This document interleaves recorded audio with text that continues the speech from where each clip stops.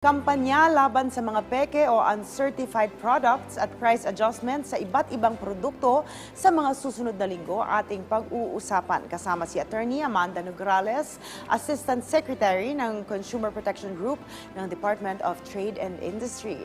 Asek Nograles, magandang tanghali po. Hello, good afternoon po.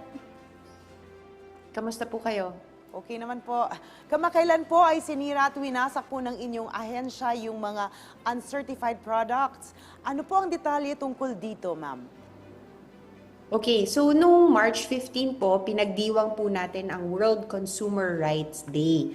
So kami po sa DTI, minarapat po natin na isang paraan para i-celebrate ang mga karapatan ng mga consumers ay yung pagsira nitong mga uncertified products. Ang mga kabilang dito ay yung mga helmet and visors, monoblock chairs, mga lavatories, at saka po yung mga fireworks at saka vape. Ito po yung mga nakumpiska ng DTI sa ating enforcement operations at saka napatunayan po through a final order issued by Adjudication Division po ng DTI na hindi nga po talaga sila dumaan sa proseso na dapat po kumuha ng either PS mark or ICC sticker or ito po talaga yung mga illegally being sold in the market.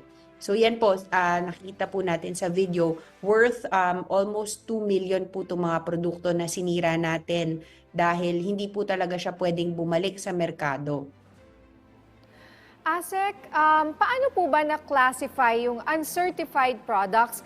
Ano yung mga senyales o palatandaan upang malaman ng isang consumer na uncertified ang isang produkto? Okay, ito halimbawa yung helmet, no? Meron tayong batas na ang mga helmet, kailangan yan gamitin ng ating mga motorcycle riders.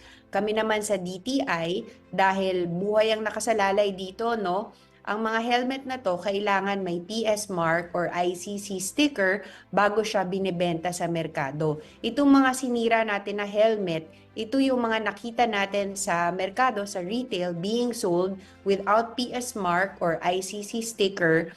Tapos, yung iba naman sa kanila, peke yung PS mark na nakalagay dito. So, for our consumers, para malaman kung lehitimo nga na may PS mark or ICC sticker, for the PS mark, nakalista po yan sa DTI website. For the ICC sticker, nakikita po yan, meron tayong ICC verification app para makita kung lehitimo or hindi yung ICC sticker. Ma'am Nina, can I also just point out, no, ako personal experience, kasi yung nakakuha kami ng feedback na yung iba nang hihinayang dun sa mga sinirang items.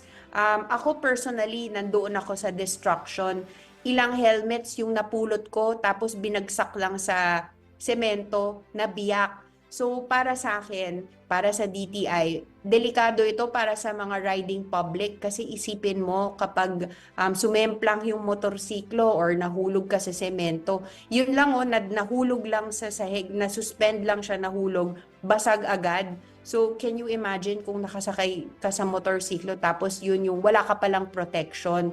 So very important na i-point out natin na safety ang pino-point out, ang pinapangalagaan natin dito, safety and quality ng mga helmets dahil buhay ang nakasalalay dito. Okay, ma'am, para po sa awareness lang ng ating mga consumers, saan po ba natin makikita yung listahan ng mga produktong under mandatory certification? And ma'am, hindi po ba pwede maging counterfeit din yung sticker? Kasi parang medyo madali pong gayahin yun. So ano pong security ng mga consumers regarding that, ma'am? Yes, as I mentioned earlier, it's in the DTI website po. Meron po tayong listahan ng mga manufacturers na may PS license and legitimate sila na magdikit nitong PS mark sa mga produkto na mga manufacture nila. Ang ICC sticker naman, pwede yan i-verify through the ICC verification app na mada-download nila sa cellphone nila. Lahat po yan nasa DTI website. So, ang PS Mark, makikita yan para siyang sticker, may globe, and then may PS license na nakalagay. Pwede i-search kapag bibili tayo ng helmet. I-search mo lang, i-enter mo yung PS license number na nakalagay doon, and then makikita mo kung nagtutugma siya dun sa manufacturer na nakalagay, yon that is assurance already na dumaan yan sa DTI. Okay. So, ma'am, ito pong mga bagay na ito na sinira at mga winasak, saan po usually nabibili yung mga ganyang mga produkto na counterfeit? Or yung mga sinira nyo po, saan galing?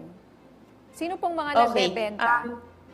Yes, so sa retail po siya nakuha. So in the course of our usual monitoring sa mga tindahan po ng mga helmet and visor, sa mga nagtitinda po ng mga monoblock chairs, that's all over the country. Kami po sa DTI, meron po tayong monitoring unit na nakadeploy po all over the country, umiikot po sa mga merkado, retail stores. So kung saan po tayo bumibili ng mga fireworks, halimbawa fireworks sa Bulacan, or yung mga tindahan po ng fireworks during the time ng Christmas at saka yung New Year, no? Yung mga paputok. Yung mga helmets and visors sa mga retail stores and outlets po yan, monoblock chairs, and then yung sanitary wares, dun din po sa mga tindahan. And yung vape products, sa mga vape stores, yung nakikitaan po natin. So, lahat po to nakalap ng DTI during our monitoring and enforcement on the retail level. Okay. Sa ibang usapin naman po, attorney, magkakaroon ng price adjustment sa ilang mga produkto. Kailan po inaasahang mailalabas ang SRP bulletin? Okay, ma'am, i-clarify ko lang din po, no? Regarding the price adjustments, wala po tayong new information regarding that. If you recall, during the start of the year, nagkaroon po tayo ng announcement regarding yung sa mga nag-file po sa amin sa DTI. So far po, iniintay po natin yung advice ng mga manufacturers kung effective na po sa storefront yung mga price increase nila. Kaya po ang pakiusap po sana natin is to wait kapag na-release na po natin yung SRP bulletin para yun po yung magiging batayan natin ng mga price adjustments. Okay, mensahe na lang po at paalala sa ating mga consumers, ma'am. Okay, so thank you po nung sa celebration po natin ng World Consumer Rights Day, no, ine-emphasize po ng DTI na part ng consumer protection yung safety po ng ating mga consumers, lalo na't gumagamit sila nitong mga consumer products natin. Yung mga helmet, yung mga monoblock chairs, yung mga sanitary wares, vape, at saka yung mga fireworks. Number 1 po is for our consumers na maging mapanuri. Itong mga items na to, kinakailangan po yung PS Mark or ICC sticker dahil yan po ang pinanghahawakan natin na itong mga items na to dumaan po sa DTI process at safe po siya at kalidad for our consumers. So, to verify that, i-check lang po sa DTI website yung listahan po ng may mga PS Mark at saka yung mga ICC sticker din po, ma-verify din po natin sa ICC verification app. Okay, maraming salamat po sa inyong oras, Attorney Amanda Nograles, Assistant Secretary ng Consumer Protection Group ng DTI. Thank you po.